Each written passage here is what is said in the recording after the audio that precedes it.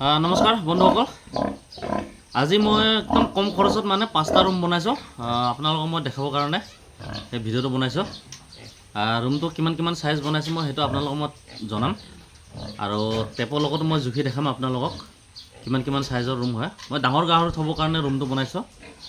এনেকৈ মানে ধৰ গাহৰি থ'বৰ কাৰণে ডাঙৰ গাহৰি, গাভিনী গাহৰি হওক বা গাভিনী নোহোৱা গাহৰি হওক, চেউৰী গাহৰিও থ'ব পাৰিব, মতা গাহৰিও থ'ব পাৰিব তাত মানে, আৰু খাচী গাহৰিও থ'ব পাৰিব, যেনেকৈ আপোনাৰ 30 কেজি 20 কেজি সাইজৰ খাচী গাহৰি থ'ব পাৰিব। এনেকৈ গাহৰি থ'ব পৰা মই 5টা ৰুম বনাইছোঁ, একদম কম খৰচত বনাইছোঁ মই। টোটেল মোক খৰচটো লাগিছে 8,000 পৰা 9,000 টকা লাগিছে, মানে 9,000 টকা কৈছে। মানে যোনটো ৰুম বনাইছোঁ মানে সেই ৰুমত মই আগতে 2টা গাহৰি পুহিছিলোঁ। ৰুমটো বহল আৰু দীঘল আছিলে 14 ফুট দীঘল আছে আৰু বহল আছিলে 8 ফুট। সেই এনেকৈ ৰুমত মই 2টা গাহৰি থৈছিলোঁ আগতে। এতিয়া সেই জেগাটোত মানে মই আকৌ মানে কি কৰিছোঁ, 5টা ৰুম বনাইছোঁ গাহৰি। তাত 5টা ৰুম বনাইছোঁ, কিন্তু 4টা গাহৰি থৈছোঁ। আৰু এটা থ'বলগীয়া আছে, সেই ৰুমটোত মই ভৰাম, কালি পৰহি ভৰাম মই। এতিয়া মই আপোনালোকক মই ৰুমটো দেখাম, কিমান সাইজ বনাইছোঁ মই ৰুমটো, আৰু কেনেকৈ পৰা কি বস্তুৰ পৰা বনাইছোঁ মই সেইটো আপোনালোকক দেখাম। ভিডিঅ'টো স্কিপ নকৰিব, চাব অলপ দীঘল হ'ব পাৰে। আপোনালোকে সম্পূৰ্ণ চালে তেতিয়া মানে মোৰ নিচিনাকৈ বনাই ল'ব পাৰিব আপোনালোকে, মানে একদম কম খৰচত। তলৰ ফ্ল'ৰটো মই ধৰা নাই এনেকৈতো, যোনটো তলৰ ঢালাই সেই ঢালাইটো ধৰা নাই। মোৰ আগৰ ৰুম আছিলে সেইটো, আগতে মোৰ সেইটো ৰুমটোত 7,000 মান টকা খৰচ হৈছিলে। মই আগতে বাঁহৰ বনাইছিলোঁ, তলৰটো পকা আছে। সেই তাত মই এতিয়া মই কি কৰিছোঁ, গাহৰিৰ কাৰণে মই 5টা ৰুম বনাইছোঁ। এতিয়া আপোনালোকক মই দেখাম ৰুমকেইটা চাই ল'ব আপোনালোকে কিমান সাইজ মই বনাইছোঁ। এয়া চাই লওক, মই কম খৰচত বনোৱা ৰুমকেইটা। ইয়াত দেখিছেনে, ইয়াত 5টা ৰুম আছে। ইয়াত দেখিছেনে বহল, মাজত এতিয়া ৰাস্তাও ওলাইছে মোৰ এনেকৈ, আৰু সিফালেও ৰাস্তা আছে। এয়া চাই লওক, গাহৰি গু পেলাবৰ কাৰণে মই এই জেগাটো মই খালী থৈছোঁ। এহেঁতি এনেকৈ কিনাৰত আহি হাগি এই গাহৰিজনী গাভিনী হয়, মই গাভিনী গাহৰিটোকো মই ইয়াত থৈছোঁ। এতিয়া মই আপোনালোকৰ ৰুমৰ চাইজটো মই কৈ আছোঁ, আৰু জুখিও দেখাম আপোনালোকক।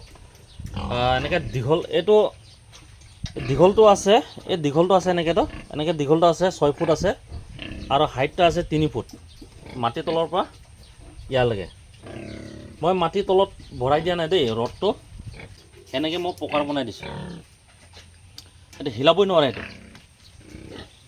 ইয়াত দেখিছেনে, চব মানে খুঁটা মাজৰ যোনবিলাক মাজৰ খুঁটা, সেই খুঁটাটো মই 12 mm ৰড দিছোঁ, আৰু এইটো 12 mm ৰড যোনটো মেইন ফ্ৰেম হয়। আৰু এনেকৈ যোনটো ছাইডত খুঁটা লগাইছে মানে এইবিলাক আছে 10 mm ৰড হয়। এতিয়া মই আপোনালোকক মই জুখি দেখাম বহল আৰু দীঘল।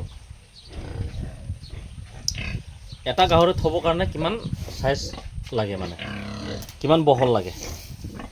ইয়াত দেখিছেনে, ইয়াৰ পৰা লৈ পিনে 2 ফুট, এইটো চাই লওক আপোনালোকে, 2 ফুট 2 ইঞ্চি, 2 ফুট 2 ইঞ্চি। তাৰপাছত একদম সেই মাথাৰ পৰা মই আপোনালোকক দেখাইছোঁ, 6 ফুটো নহ'ব নেকি। এয়া চাই লওক, এই মাথাৰ পৰা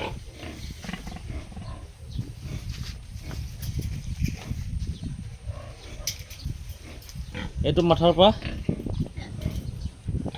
এয়া চাওক, 6 ফুটলৈ 1 ইঞ্চি কম আছে। এয়া চাই লওক, আপোনালোকে নিজে বনাব পাৰিব। 71 ইঞ্চি আছে।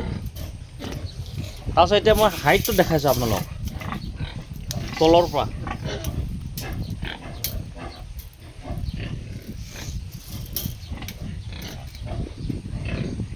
ইয়াত দেখিছেনে, তলৰ পৰা আছে 3 ফুট আছে। মই দেখাই আছোঁ আপোনালোকক, অলপ অসুবিধা হৈছে, কেমেৰা ধৰা মানুহ নাই।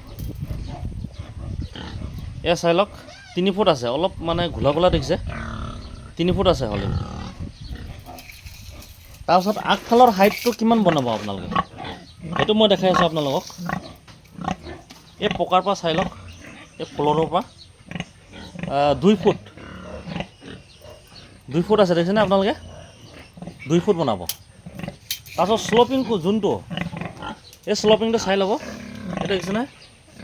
এইটো শ্লপিংটো, এইটো 2 ফুট দেখিছেনে? এইটো 2 ফুট আছে, 2 ফুট আছে দেখিছেনে? আপোনালোকে এনেকৈ বনাব। শ্লপিংটো 2 ফিট, শ্লপিংটো 2 ফুট কৰিব। 2 ফুটৰ পাছত মানে আপোনালোকে কি কৰিব, 3 ফুট এনেকৈ বনাব। এই হাইটটো দেখিছেনে? 3 ফুট। এটা ডাঙৰ গাহৰি থ'বৰ কাৰণে মানে 2 ফুট 2 ইঞ্চি বা 2 ফুট 3 ইঞ্চি এনেকৈ লাগে। একদম এইটো কম খৰচত বনোৱা হয়। মই অথনি অলপ আগত কৈ গ'লোঁ আপোনালোকক 8,000 পৰা 9,000 টকা লাগিছে এইটো বনাওঁতে। এনেকৈ গাহৰি কেজ বনালে মানে আমি গাহৰি বহুত পুহিব পাৰিম। এতিয়া যদি ইয়াত যদি পকাৰ যদি বনায় তেতিয়া মানে কি হয়, ইয়াত আমাৰ 2টা ৰুম হয়হে, মানে 2টা ৰুমো সৰু হয় 2টা গাহৰি থ'বৰ কাৰণে। সেইটো কাৰণে আপোনালোকে যিমান পাৰে মানে এনেকৈ কেজ বনাই ল'ব। কেজত মানে বহুত সুবিধা হয়, গাহৰি বেছিকৈ থ'ব পাৰে এনেকৈ কেজত। আজি মই ভিডিঅ' বনোৱাৰ কাৰণটো এইটোৱে আছিলে যে কম খৰচত আমি গাহৰি ঘৰ কেনেকৈ বনাব পাৰিম আৰু কেনেকৈ আমি বেছি গাহৰি পুহিব পাৰিম। এতিয়া মোৰ ৰুম এটা খালী আছে, এয়া চাই লওক।